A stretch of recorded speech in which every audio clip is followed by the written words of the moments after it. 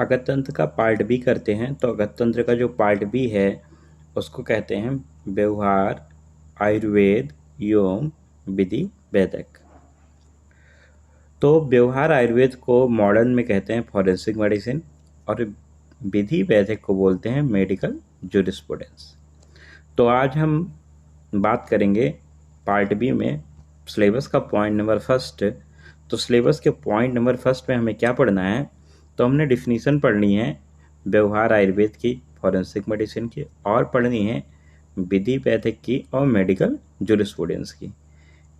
ये इतनी डिफिनीशंस पढ़नी है और हिस्ट्री पढ़नी है व्यवहार आयुर्वेद का और विधि वैद्यक का, और फिर इंट्रोडक्शन पढ़ना है इंडियन पीनल कोड का, इंडियन एविडेंस एक्ट का और क्रिमिनल प्रोसीजर का। तो हम इतना एक पार्ट में करेंगे और फिर इतना एक पार्ट में करेंगे और फिर ये एक पार्ट में करेंगे। तो ये हम लोगों का पॉइंट नंबर 1 का पार्ट ये है। तो सबसे पहले समझ लेते हैं व्यवहार आयुर्वेद। तो देखिए व्यवहार आयुर्वेद में नाम से ही पता चल रहा है व्यवहार प्लस आयुर्वेद 2 शब्दों से मिलके बना है। तो दोनों शब्दों का अर्थ क्या होता है, तो व्यवहार में आयुर्वेद का क्या योगदान है, ठीक है। तो इसलिए इसे व्यवहार आयुर्वेद की संज्ञा दी है। अब आयुर्वेद तो हर किसी को पता है, आयु क्या होती है, आयुर्वेद क्या होती है, आयुर्वेद की परिभाषा क्या होती है, ये हर किसी को क्लियर है, लेकिन ये नहीं है। तो आज हम लोग बात करते हैं व्यवहार की। तो देखिए व्यवहार का अर्थ जो होता है आचरण, चाल चलन, व्यवसाय, रीति रिवाज, जांच पड़ताल, बर्ताव, ये सारी चीज़ें व्यवहार मतलब होती हैं, ठीक है। तो यदि समाज के हितों के विपरीत आचरण या व्यवहार किया जाए तो वो न्याय एवं न्यायालयों की आवश्यकता होती है।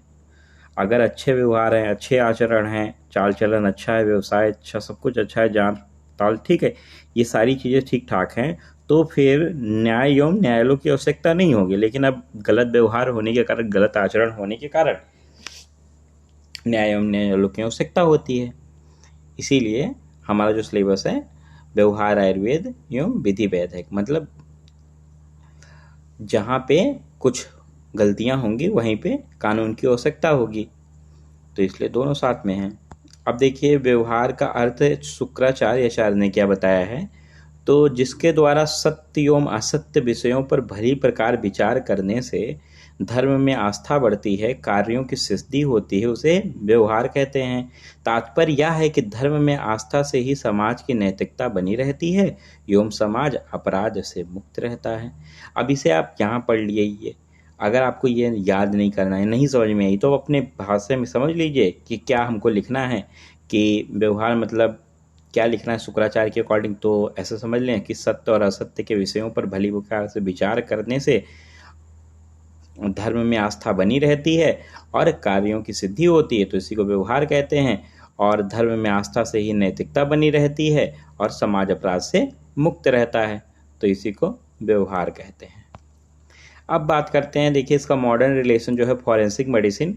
तो फॉरेंसिक मेडिसिन क्या होता है, तो देखिए इसमें forensic medicine deal with the application of medical knowledge in administration of justice by the correlating such knowledge and applying in the court of law या पर्पस ऑफ लॉ। मतलब अपने मेडिकल नॉलेज को, ठीक है, कानून में कैसे अप्लाई करना है, कैसे यूज़ करना है, ये सब फॉरेंसिक मेडिसिन के अंतर्गत हम लोग देखेंगे। देखिए जो ये फॉरेंसिक मेडिसिन है, ये ब्रांच ऑफ मेडिसिन है जो डील करती है application of medical knowledge, establish fact, civil और criminal legal cases such as investigation in the cause and time of suspicious death, ठीक। तो इसमें जो ये डील करती है, तो मेडिकल नॉलेज का कहाँ करती है, तो जैसे कि क्रिमिनल केसेस हैं तो उसमें इन्वेस्टिगेशन करने के लिए कि क्या कॉज था और टाइम ऑफ डेथ क्या थी, इन सब चीज़ों के लिए। इसे और भी क्या कहा जा सकता है, तो लीगल मेडिसिन कहा जा सकता है, मेडिकल जूरिस्प्रूडेंस कहा जा सकता है, या फॉरेंसिक मेडिसिन इन साइंस कहा जा सकता है। देखिए हम लोगों का व्यवहार आयुर्वेद का इंट्रो जो था कंप्लीट हो गया। अब हम लोग देखेंगे विधि वैद्यक का। तो देखिए विधि वैद्यक जो है, विधि वैद्यक मतलब होता है मेडिकल जूरिस्प्रूडेंस। तो बात करते हैं, देखो विधि वैदिक दो शब्दों से ये भी मिलके बना है। तो विधि मतलब होता है विधि विधान या कानून, और वैदिक मतलब होता है शास्त्र। अब यहाँ किस शास्त्र का हम कानून में यूज़ कर रहे हैं? तो आयुर्वेद शास्त्र का यूज़ कर रहे हैं, तो यहाँ हम वैदिक से आयुर्वेद शास्त्र समझेंगे।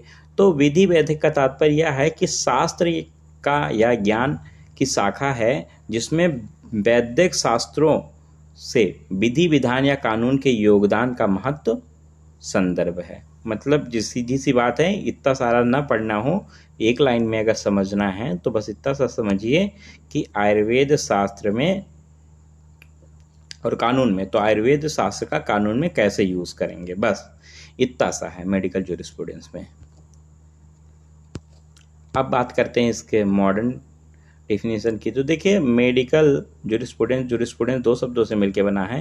ज्यूरिस मतलब होता है लॉ और प्रूडेंस मतलब होता है नॉलेज। तो आपको कानून का क्या नॉलेज है, इसकी बात की जाएगी। तो देखिए medical jurisprudence deal with the knowledge law in relation to practice of medicine.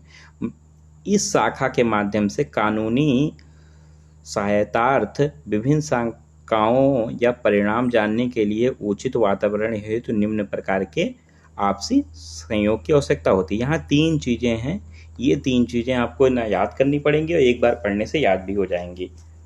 तो ये क्या है तीनों? तो देखिए इसमें बस आपको इतना सा ध्यान देना है। देखिए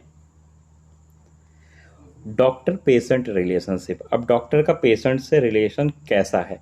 तो आचरण शुद्ध होना चाहिए, दुष्ट आचरण नहीं होना चाहिए, ठीक है।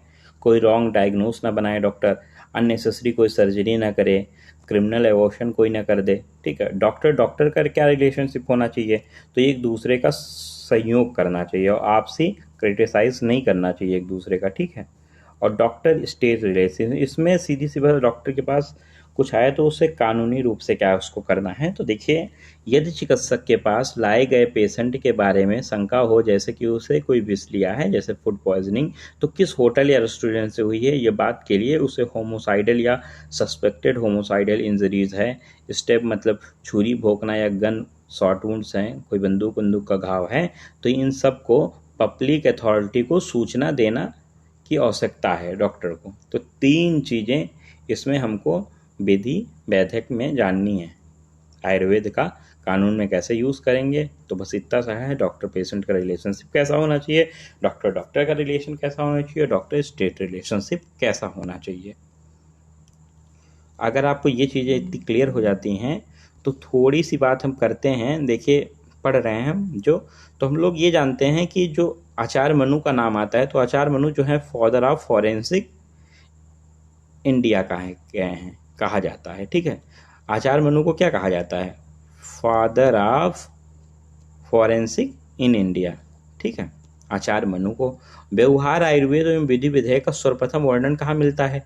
तो कौटिल्य अर्थशास्त्र में मिलता है, 300 ईसा पूर्व मिलता है। तो मैंने हिस्ट्री की ज़्यादा बात नहीं की, बस थोड़ा सा जनरल चीज़ें यहाँ बता दी हैं जो आप नोट डाल के थोड़ा सा याद कर लीजिएगा कि आचार्य मनु ही father of medicine in India है। और व्यवहार आयुर्वेद एवं विधि विधेयक का सर्वप्रथम वर्णन कहाँ मिलता है? तो कौटिल्य अर्थशास्त्र में मिलता है। कब मिला था? तो 300 ईसा पूर्व पहले से, ठीक है।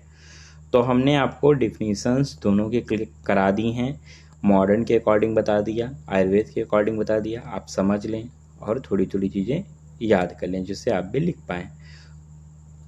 तो अब हम बात करेंगे बाकी पार्ट बी में।